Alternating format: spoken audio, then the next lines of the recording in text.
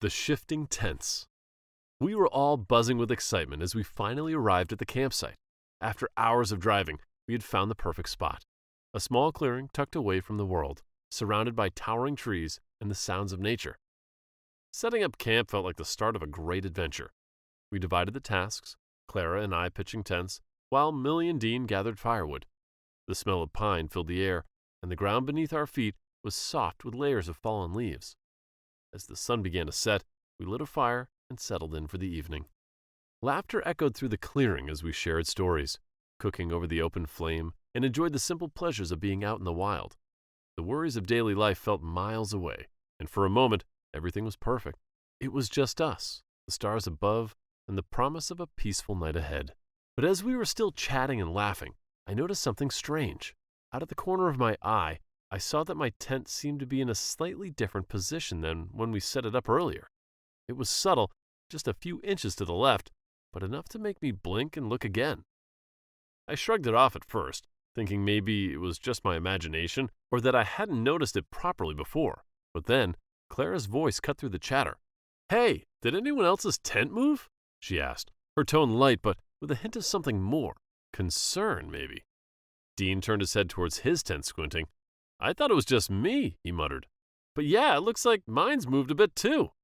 We all started looking at our tents, and sure enough, each one seemed to be slightly out of place. They weren't where we had set them, but none of us had noticed them moving.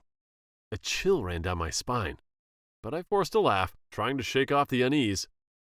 "Maybe it's the wind," I suggested, though the air was still and calm. Millie chuckled nervously. "Or maybe one of you is trying to mess with us," she said, trying to keep the mood light. We all exchanged uneasy glances, each of us wondering if someone was playing a prank, but no one admitted to anything. The fire crackled loudly in the silence that followed. We brushed it off, returning to our conversation, trying to ignore the strange feeling hanging in the air. But then, there was a soft rustling sound, almost like fabric dragging across the ground. We all turned our heads at the same time and saw something that made our hearts race. Each tent had moved again, just a little bit more. This time, the shift was unmistakable. "What the hell?" Clara's voice was sharp, her eyes wide with fear. "It just moved! Did you all see that?"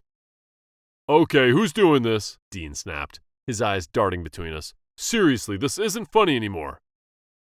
"I swear, I didn't touch anything," I replied, feeling a chill run down my spine. "We've all been sitting right here." The mood turned from confusion to anger. Suspicion ran wild as we accused each other of trying to pull some twisted prank. The argument grew heated, voices rising as we each tried to defend ourselves.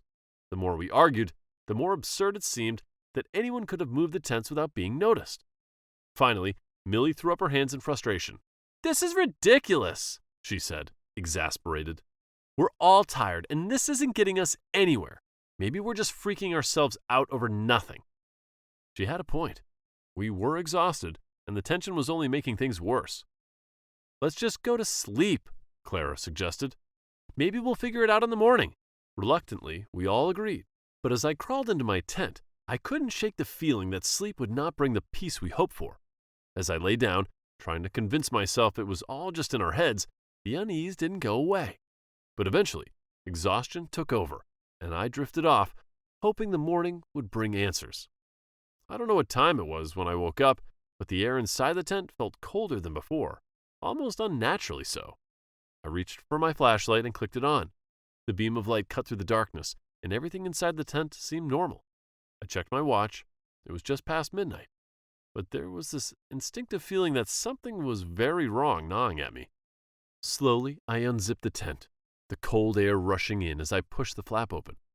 As I stepped out into the night, my breath caught in my throat. The clearing where we had set up camp had all but disappeared, swallowed up by the forest. We weren't in the same spot we'd fallen asleep, but much deeper into the woods. Heart pounding, I called out, "Guys, get out here now!" My voice echoed through the dark, and within moments, I heard the rustling of zippers and the shuffle of feet. One by one, the others emerged from their tents, their faces pale and confused in the dim light of their flashlights. "Where the hell are we?" Clara's voice trembled as we looked around in disbelief. "This isn't where we camped." Dean's breath came in short, panic bursts. The tents moved, with us inside them. How is that even possible? Millie stood frozen, her eyes wide with terror. This can't be real. This is insane. The realization hit us all at once. We hadn't just imagined the tents moving. They had dragged us into the middle of nowhere, and now we were lost in the dark. The path we had taken to get to our campsite was gone, replaced by dense undergrowth and towering trees. It was as if the forest itself had shifted around us, trapping us in a place we didn't recognize. We tried to gather our thoughts, to come up with some plan of action, but the fear was overwhelming. Every direction we looked seemed the same, making it impossible to tell where we were. The tension quickly escalated, and the oppressive darkness made us feel like we were losing our minds. Suddenly, we heard it. A loud, unmistakable dragging sound behind us. We whipped around, and there it was, our tents, moving again right in front of our eyes. But this time, it wasn't just a slight shift. They were sliding across the ground, pulling themselves deeper into the forest at an alarming speed, as if something unseen was dragging them. "Oh my God!" Clara gasped, covering her mouth with her hands. "They're moving on their own, and fast!" "Is that what happened while we were asleep?" Dean blinked in disbelief. "This place is cursed! What do we do now?"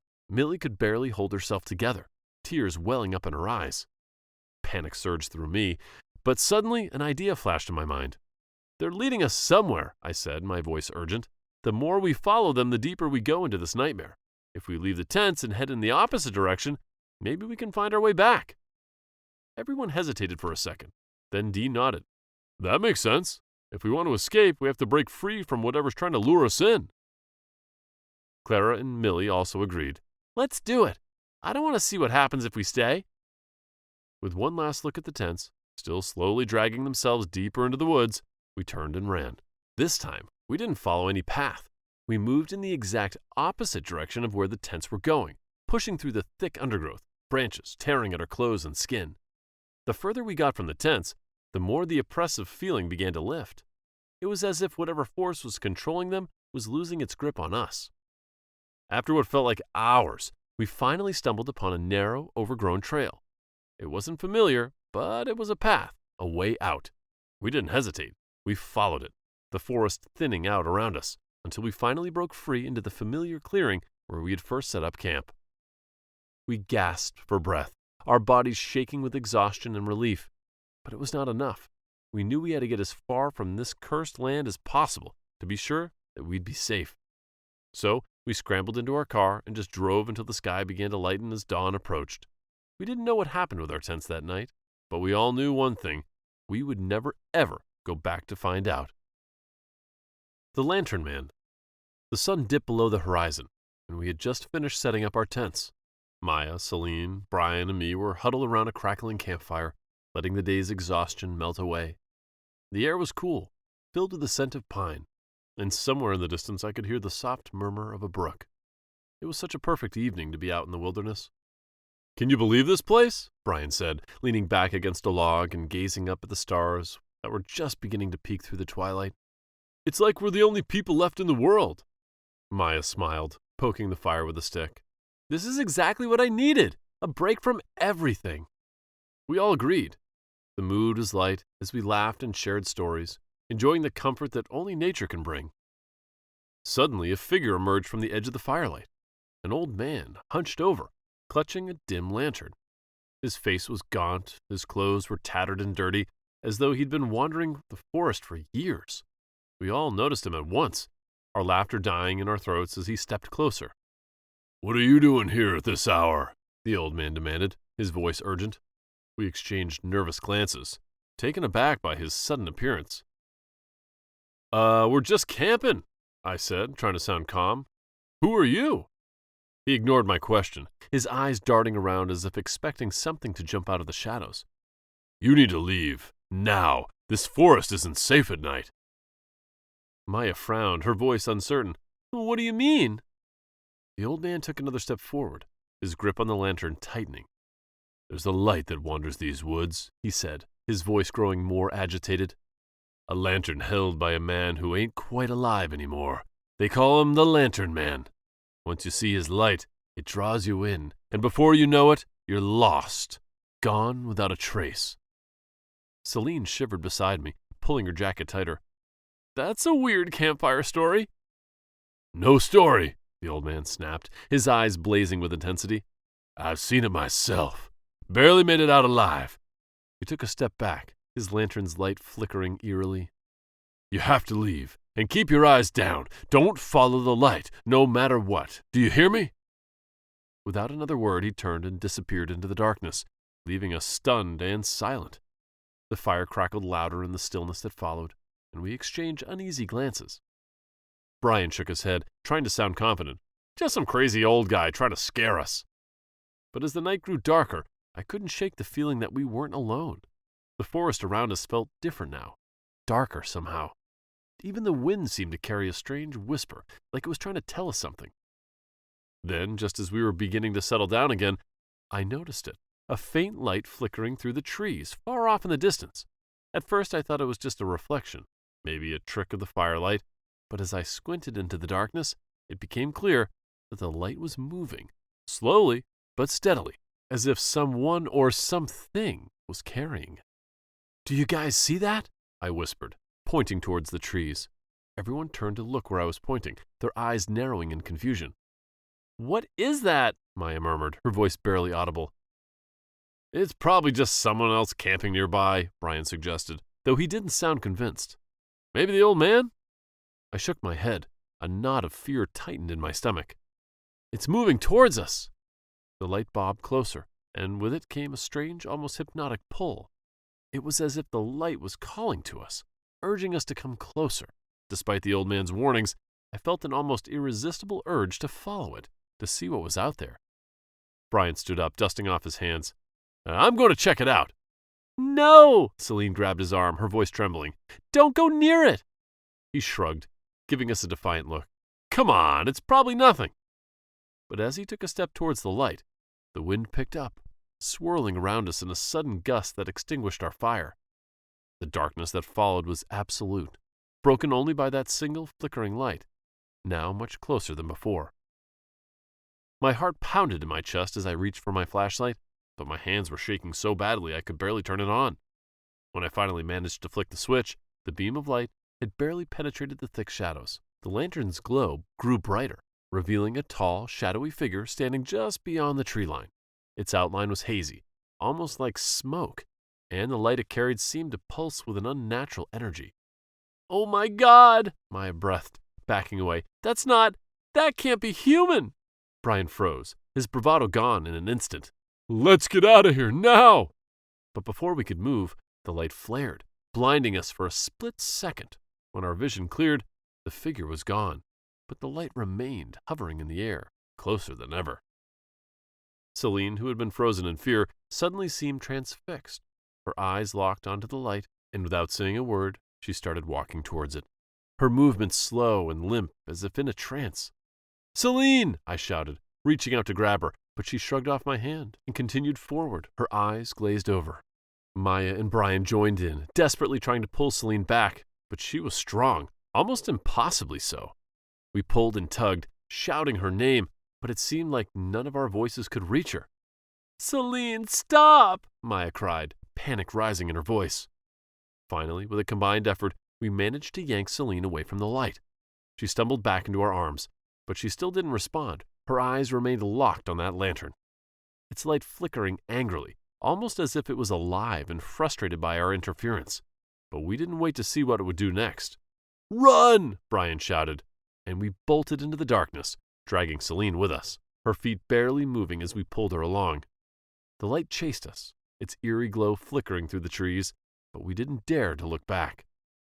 We dashed through the forest, the branches clawing at our clothes as we stumbled over roots and rocks. Just as we thought we might outrun it, the light suddenly surged ahead, blinding us momentarily. When the brightness dimmed, the lantern man stood directly in our path, blocking our escape. He was no longer just a shadowy figure. His form was clearer now, more terrifying. His face was gaunt, his eyes hollow, and his skin clung to his bones like it had been there for centuries. The lantern he held cast a sickly glow, illuminating the rotted remains of a man long dead. "You cannot escape," he rasped, his growl vibrating in my very bones. "One of you must take my place. You will carry the lantern, and wander these woods for eternity." Celine, as if compelled by his words, began to move toward him, her hands outstretched. Desperation clawed at me. The old man's warning echoed in my mind. Don't follow the light, no matter what. He had escaped, so we might have a chance if we listened to him. "Close your eyes," I shouted to Maya and Brian. "Don't look at the light. It's the only way." Maya immediately squeezed her eyes shut, reaching out blindly to grab hold of Celine. Brian hesitated for just a moment, but the urgency in my voice seemed to snap him out of his fear. He shut his eyes tight, joining Maya and me as we reached for Celine. She was almost in the lantern man's grasp, but I quickly took off my jacket and put it over her head, covering her vision. Together, the three of us pulled her away and just blindly bolted in one random direction. I could feel the heat of the lantern flaring behind us, but I forced myself not to give in. We didn't know how long we ran or where we headed. The uneven ground slowed us down, and we had no choice but to scramble through the darkness, encouraging each other not to open our eyes no matter what. Finally, after what felt like hours, the oppressive heat began to fade and the air cooled. Celine's voice broke through, weak and confused. "Hey, what's going on, guys?" Everyone stopped. I risked cracking my eyes open slightly and saw no flickering light of the lantern around. Just the light of the dawn began to filter through the trees. We were safe. The others also did the same, and I could see my relief mirrored in their eyes. I took my jacket off of Celine's head. Her eyes were clear now, and it seemed like she had totally regained her consciousness. We told her what had happened as we searched for our way back, and she couldn't believe it. Even until we escaped the forest, the memory of that terrible glow still made us shiver, because we knew the Lantern Man would never stop searching for a new victim. The Camp of Collective Nightmares. That night, we were deep in the woods, camping under the vast sky twinkling with stars. The fire crackled cheerfully, sending sparks into the cool night air. We laughed and joked, roasting marshmallows and telling ghost stories that got sillier with each drink. As the night went on, the fire died down to embers, and we started to feel the weight of day. One by one, we crawled into our sleeping bags, with the sounds of the forest and the distant hoot of an owl slowly lulling us to sleep. I remember lying there, staring up at the dark canopy, feeling content. But then, I found myself back at the campsite. Only, it wasn't the same. The trees around us weren't just swaying, they were bending, contorting as if reaching for us. The fire, now burning a sickly green, cast twisted shadows that seemed to pulse and breathe. I could hear whispers, low and rhythmic, like a chant, coming from the darkness. I tried to call out to my friends, Clint and Flora, but my voice came out broken, like it was underwater. My heart raced as I realized I couldn't move. Something zipped by in the shadows, a figure, distorted and unnatural, creeping closer. Panic gripped me as it loomed over me. And just as it reached out, I jolted awake, drenched in sweat, gasping for air. It took me a few seconds to realize it was just a dream. But I wasn't the only one. My friends were waking up too, their eyes wide with fear. "What happened to you guys?" Clint asked, his voice trembling.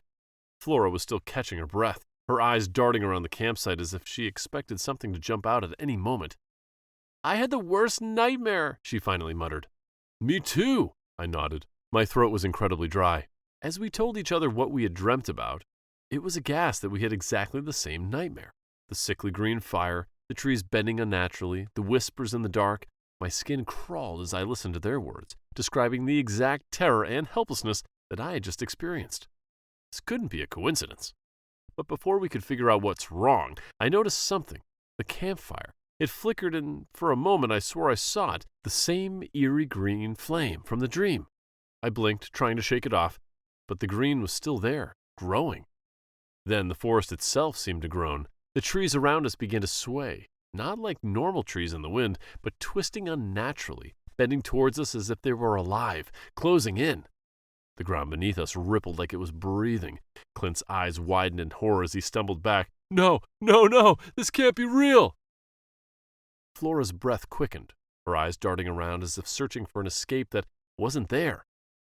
"This is exactly like the dream! The whispers!" Her voice trailed off as the air grew heavy with 100 overlapping murmurs, like voices just beyond the firelight, hissing and chanting in a language that clawed at our minds. I could feel the line between dream and reality dissolving. My legs trembled, my body frozen between fight and flight. campsite was wrapping around us, turning into that twisted nightmare landscape. Was I still dreaming and hadn't woken up at all? Everywhere I looked, the world seemed to distort, warping like a reflection on broken glass. The campfire, now an eerie green blaze, hissed and spat sparks that glowed too brightly. I felt trapped, like the air itself was thickening, turning heavy and suffocating. My heart thudded in my chest as I fought to steady my breathing. Clint's eyes went wild as he muttered to himself, "We've got to wake up. This isn't real. It can't be real." He grabbed a branch and struck it against a tree, but the sound that came out wasn't wood hitting wood. It was a deep, resonant thud, like a heartbeat. He dropped the branch, stumbled back in terror. Flora was hyperventilating, her hands pressed to her ears, trying to block out the whispers that were growing louder. "Stop, please, stop," she kept repeating, her voice breaking with each word, but the whispers only grew more incessant, surrounding us from every direction. I could almost make out the words, strange and foreign, yet they tugged at something deep inside me, something primal. The trees began to close in, their branches curling and twisting like gnarled fingers reaching for us. I felt an icy grip on my shoulder and spun around, but there was nothing there, just shadows. I couldn't tell what was real anymore. The ground beneath us started to buckle and crack like it was trying to swallow us whole. Panic surged through me. Was this still a dream, or had we somehow crossed into some twisted reality where there was no way out? We had to find some way to end this, whatever this was. Staying put wasn't an option. We had to do something, anything before we lost ourselves completely. "Run!" I shouted. But any path we took looped back to the campfire, burning brighter and more unnaturally green with every step. The air around us felt charged, like a storm about to break, but there was no wind, no movement. The whispers turned into a cacophony of voices, some sounding like distant cries, others like harsh, unintelligible commands. Then, from the shadows beyond the campfire, a shape began to emerge. It wasn't clear at first, just a flicker between the trees, but as we watched, it started to take form. A shifting, dark mass like smoke caught in a vacuum, moving with an unnatural flow. It seemed to grow denser, solidifying it into a figure with too many limbs, its body twisting and elongating in impossible ways. Flora let out a strangled cry and stumbled back, her eyes fixed on the thing. "What is that?" I don't know," Clint stammered, his face turned pale. I couldn't speak. My mind struggled to comprehend what I was seeing. The figure seemed to move closer without any movement at all, like the shadows themselves were carrying it towards us. The campfire flared, burning an even brighter green, as if responding to the presence of this thing. And then it spoke, with a voice that was the whispers merged into a single one, deep, guttural, and resonating like it came from the earth itself. It wasn't any language I knew, but somehow I understood every word. "You are mine now," it hissed, the words dripping with malice. "Your fears, your minds, your reality, they all belong to me. You entered my realm, and you will never leave." The realization hit me like a punch to the gut. Whatever this thing was, it was in control, twisting our reality and feeding off of our fear. A deep hunch sank into my mind that there would be no waking up from this, not unless we could defeat this entity and break free from its grasp. We had to fight back, or we'd be lost to this nightmare forever. Clint clenched his fists, his face twisted with defiance. "We can't let it win," he growled. "We have to stand together." He grabbed a burning stick from the campfire, its green flames licking up his arms, but he didn't flinch. "This is our camp, our minds. It has no right to take them from us." I felt a surge of determination. Clint was right. I reached for another branch, and at the moment my hand touched it, a jolt shocked through me, fear mixed with something else, something deeper. I tightened my grip, pushing back against the force that wanted me to drop it, to give in. Flora, still trembling, looked at us with wide eyes. I don't know if I can do this," she whispered. The ground cracked beneath her feet. The shadows began creeping up her legs like vines. "It's all in our heads," I said, trying to keep my voice steady. "We can beat this, together." The entity's form began to shift again, becoming more grotesque, its limbs stretching unnaturally. "You think you can resist me?" it hissed, the ground quaking beneath us. "You're nothing but a shadow," I shouted, feeling something shift within me. "And we're done being afraid." We lunged at the entity, the green flames in our hands burning brighter for the first time. It recoiled. We had found its weakness. our will to reclaim our minds. This was our reality, and we were ready to fight for it. The air crackled with energy as we swung the flames towards its shifting form. The creature twisted and writhed, its many limbs thrashing like it was in agony. For a moment I thought I heard it scream, a piercing sound that cut through the whispers surrounding us. "Keep going!" Clint yelled. "Don't let up!" Flora, with a newfound courage, swung her branch through the air, slicing through the shadows creeping closer to us. Each strike seemed to weaken the entity. The whispers growing fainter, the shadows retreating. The creature's form began to flicker, losing its shape, dissolving back into the darkness. "No, you cannot!" it snarled, its voice fading as the campfire's green flames turned back to the warm, natural orange. And then it was gone. The forest was still, the air was clear, and the ground solid beneath us. We had done it. We had broken free. Catching our breath, we surveyed the area. We finally made it, right? This couldn't possibly be just another dream, could it?